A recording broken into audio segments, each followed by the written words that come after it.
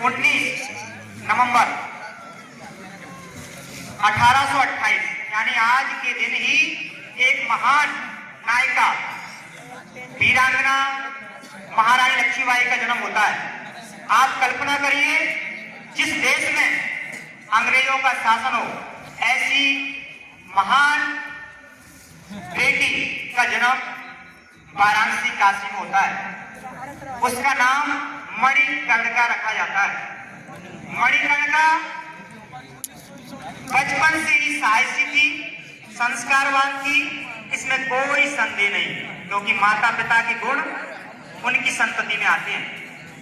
उसके खिलौने तलवार थी, उसके खिलौने भाला था, कटारी थी, घुड़सवारी थी, ये शौक थे उसके। और जब वो बड़ी होती है, उसका विवाह झांसी के राजा के साथ होता है, हम सबको पता है, महाराज गंगाधर जी के साथ। गंगाधर राव वहां के राजा थे, लेकिन कुछ वर्ष पश्चात उनका देहांत हो जाता है। और हम सब जानते ही हैं, अंग्रेजों का शासन था, अंग्रेजों की नीति थी हड़प नीति। वही नीति आई, कहा आपका कोई वारिस नहीं है, और ये अंग्रेजों का होता है किला।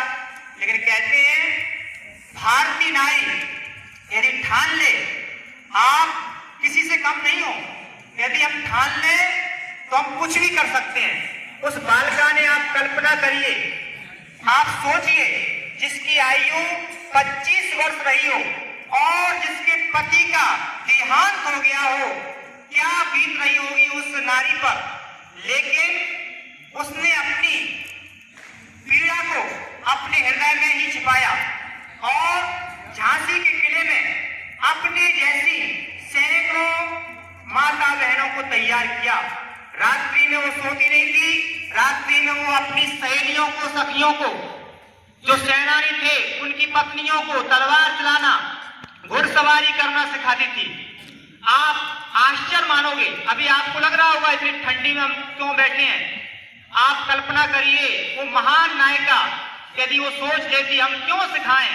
अंग्रेजी ने हमसे इतना ही तो कहा है इस अंग्रेज ने कि आप मेरी रानी बन जाओ या मेरी बात मान लो, मैं कानपुर का भी तुम्हें राज दे दूंगा, झांसी तो छोड़ो, कानपुर का भी बना दूंगा। लेकिन कहते हैं भारतीय नारी वो नारी होती है जो चरित्र, संस्कृति पर कोई समझौता नहीं करती।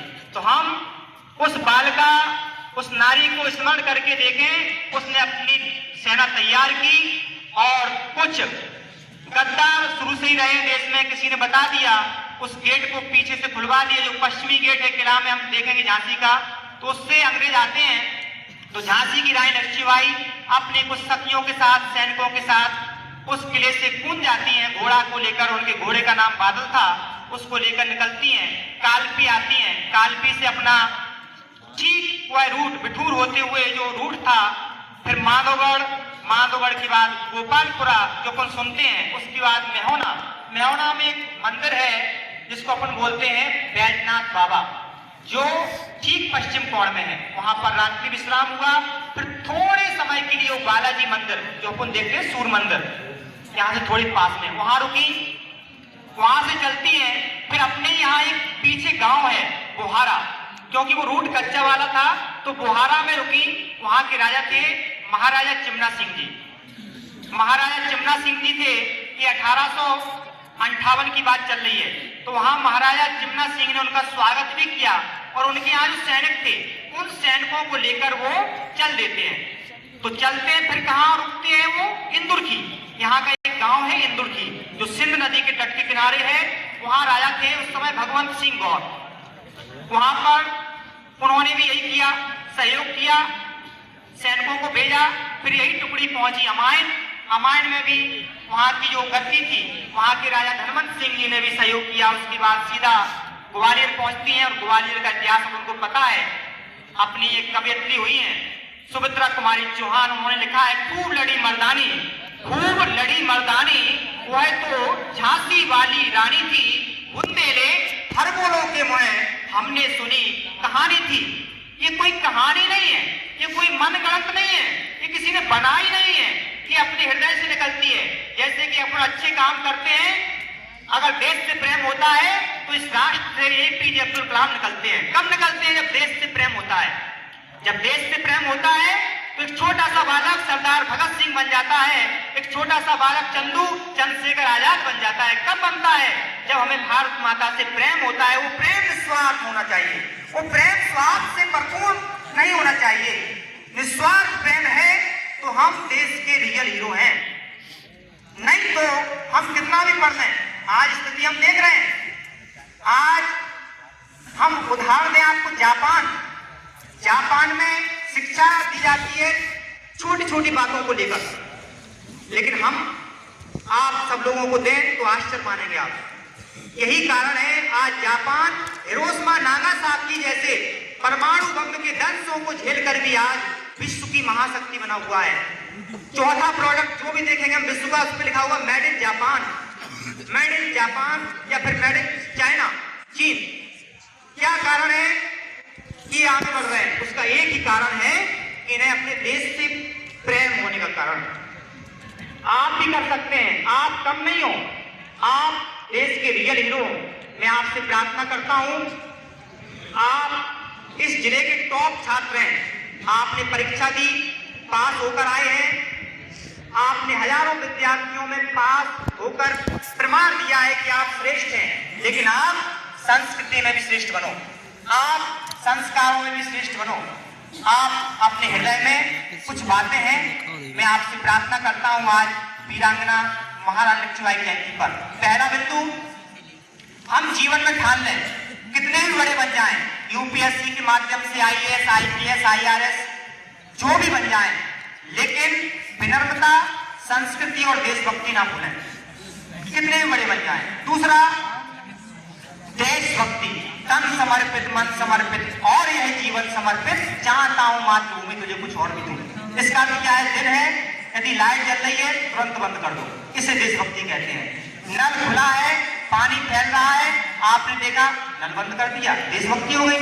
कहीं जा रहे हो रास्ते में, पत्थर डला है, हटा दिया, देशभक्ति हो गई।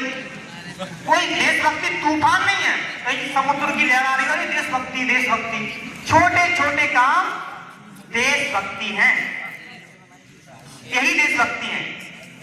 ये नहीं है पीछे से दारू को नोच लाओ, अब भाई बेचारे के कछु मिलेगा तुम्हें देशभक्ति, ये देशभक्ति है क्या?